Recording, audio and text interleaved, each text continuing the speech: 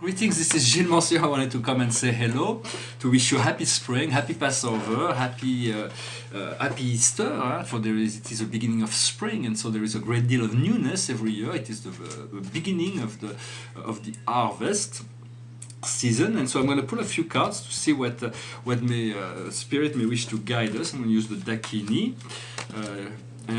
So what is the situation for us? It is the chameleon.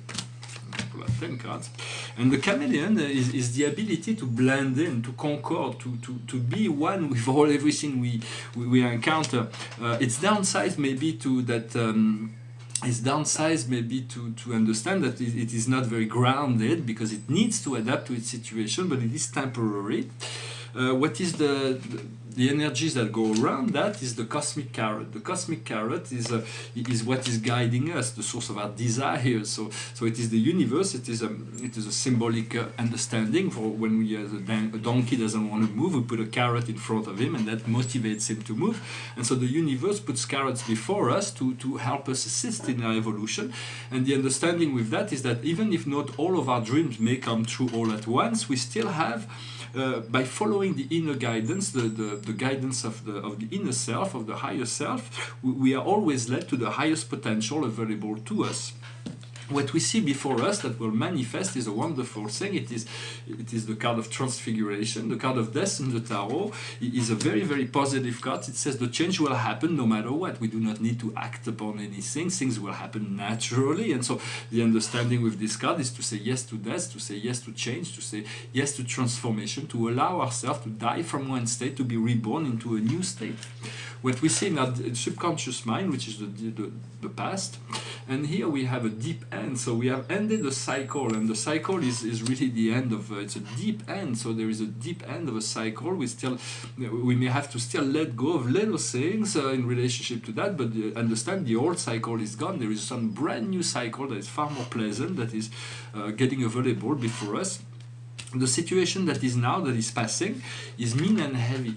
Mean and heavy means this is a card that says you have to be kind, you have to be gentle with yourself, gentle with the world. Do not be mean and heavy, do not be like the world.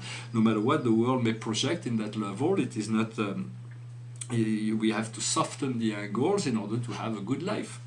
What will come up in the near future is a threefold riddle. A threefold riddle is a psychological temptation. It is something that put in question all kinds of things that are. It is like a puzzle that cannot be resolved through the mental process, because this mental process will it's like a labyrinth. So the mind and the ego mind is not the best counselor. So because he will always nag you into believing that you're not enough, that there is something that you more that you need to do to be or whatever. But if you accept yourself, you let go of that critical mind.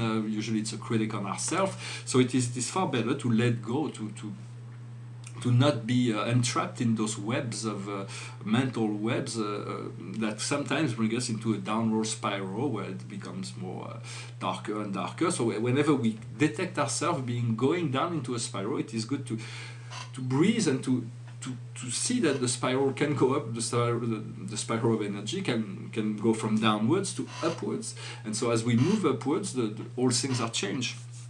The consciousness can move through a spiral, through a pillar of light in the center. So what we have, this card represents what we have as the consultant. It's the force and strength that we have as in the position within the situation. And here we have like a bubble. Like a bubble means to be spontaneous, to take things as they come, to be free to avail ourselves to all the potential that every moment of the present unfold for us. Our environment, the next card is about our environment, the surroundings, or the mirrors of life.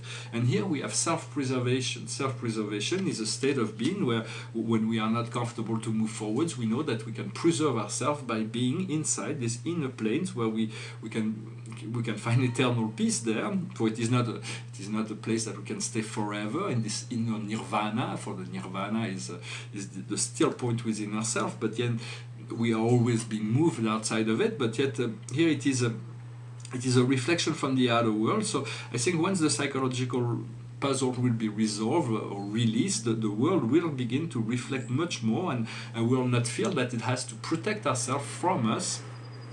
So I would interpret this card at this point. I don't know if that has sense for you, meaning. In the inner emotion, the hopes and fears, we have the cremation ground, the meditation. It is the chariot, it is the transcendence, it is the ability to move into the light body, to transcend the physical aspect of reality in order to that doesn't mean we're no longer physical, but the physical is no longer the all in all. For it is, we will come to realize that the physical world is an extension of the soul. It is something that was created for the expansion of consciousness. Yet there is of course two great currents in philosophy and science: materialistic scientists that said matter is all, and then spiritualists such as myself, who believe that matter is a creation, an extension of the spirit, but it is not the whole. There is something more that is unknown that guides the whole process of evolution throughout the whole universe. And that is the spirit, the forces of spirit, forces of life, of light. And the outcome of this reading of for this month is the Mount Meru. It is the center of the universe. It is the stillness of that mountain. It is the Mount Meru is this great big mountain that is the symbolistic representation of the center of the universe. It is the strength, the power, and we have to learn to always return to our own inner center all the time. When many times every day there is it is okay to leave that center to go explore whatever concept and ideas, but very often those concepts and ideas may not lead exactly what we need. So it is good to always return to center, and from the center we can always find new approach, new things, discover new things to release, let go, trust the universe. Whatever you desire, the universe has recorded it, and so it knows how to bring it to you. And so in many sense we want to be able to remove the resistance and to develop this trust in the universe, so that the universe can bring us in perfect divine timing all that is good to fulfill our life. And so, but for that we need to also understand that we are worthy of what we're asking for. There is all kinds of unconscious guilt and fear that have been brought up by the collective of society. So it is about disconnecting from all those negative parameters, agenda of control, of propaganda that's always communicated through the waves and broadcasted. So it is about disconnecting to this power, returning to the center where light and love are reigning supreme within yourself. Know your true nature is light and love, and the more you trust that, the more you unfold that, you will see that there will be there will be event in the life that will make it that will everything in life is meant to evolve and grow, and we are moving towards this light frequency. And so I wanted to briefly discuss the idea of time and space. For time and space are a gift from paradise, yet they are relative. They are implicated, they work together, they could not work without another. For of course, on paradise, time and space exist separately. For space exists only in relationship to the central eye, and time is just a notion that was invented by the gods to produce timelines. Yet we understand, we know that the absolute condition of time is eternity. It's easy to understand that in relationship to the absolute, the relationship of time to the absolute is eternity. Yet space does not have a relationship to the absolute, for we understand that even if the universe will continue to grow towards the borders of infinity, there could always be something that could be added to it, and therefore space can never be filled with infinity. So there's great mystery is how the universal father, the prime source of infinity, can ever reveal itself through time and space, or through space. Since its true nature being infinite, he will never be able to fully, I'm sure he will, but we do not understand how he can really reveal infinity through space, for space will always be a sub-absolute. But it is the closest thing that we can imagine as closest to the absolute, yet it is always a sub-absolute condition. Well, I hope this message was interesting for you. The painting behind me is a painting of astrology.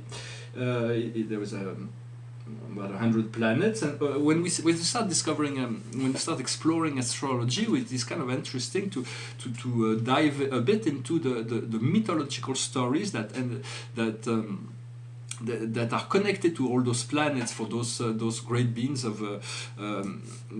the beings of the Greek mythology, for materialistic people, since Aristotle did not believe that those beings ever existed, but Plato was much more mystical and accepting of that fact. In many sense, we do not understand, but everything will become clear eventually, that those beings, the Titans, the Cassiopeia, the Olympians, the Oceanids, they were coming from Cassiopeia. They were from a much higher cycle, and they became involved with the planet Earth. But they were living on a much higher circle. Their knowledge was far superior to mortal men's, and therefore they were like considered gods. But in many sense, there is only one true God that is source of all things. Yet the more we know about our relationship to God, the closer we are becoming. We are getting closer to God. We are imbuing those potential of divinity. There was a great philosopher named Plotin, a 3rd century philosopher, that I kind of I really resonate with his philosophy in many ways, but in that sense that for him the highest aspiration of human mortal man was to get closer to God, closer to the source, to the one that was original to all things. And so he's a very, very interesting philosopher. Well, I hope you have a wonderful month of April with this. Hope you have a good Easter, Passover, spring. We are really moving into a time and space that will can unfold great miracles, great surprises. I'm going to finish with a song that talks about the ephemerality of things, how life is very ephemeral. All that is form is only forms to our eyes. What has form is no different than what does not have form. It is only a temporal construct, and so everything that we know as form, that we believe to be real, is in reality will come as dust in the wind, as the song says. And so there was a great philosopher, Marcus Aurelius, who was a Roman emperor, who was very wise, and at the end of his life he wrote this book, the Thoughts for Myself, and he was communicating with his inner guide, and his inner guide explained to him that all he knows, all he believes, all the situation of life is nothing. He will turn into dust in one moment of eternity, and everything will be replaced by other people, other things. And so do not hold on to form and matter and things, just allow everything to be free in order to enjoy all things. Well, I hope this message will have interest for you. All those messages I'm just doing to share my thoughts, and hoping that some of those ideas will resonate with you and will assist you in becoming more lucid and improving the quality of your life. For quality of life is essential. For me, is the essential of philosophy, is to create to have better understanding in order to enjoy more of what life has to offer. So the song goes like this. I close my eyes only for a moment, and the moment's gone. All my dreams pass before my eyes, a curiosity, dust in the wind. All we are is dust in the wind. Same old song, just a drop of water in an endless sea. All we do crumbles to the ground, though we refuse to see. Dust in the wind. All we are is dust in the wind. Now don't hang on. Nothing lasts forever but the earth and sky. It sleeps away, and all your money won't another minute by. Dust in the wind. All we are is dust in the wind. Dust in the wind. Everything is dust in the wind. Well, thank you very much. In many sense, of course, we are not dust in the wind. We are eternal beings of connected to eternal life, and so. But all that we that appears to be is not the real thing, and that's why this song was kind of warning us about attachment to things, because things are temporal. So I hope you enjoyed this message, and that you enjoy your life, for that is more important than anything else. I wish you a good day. Namaste.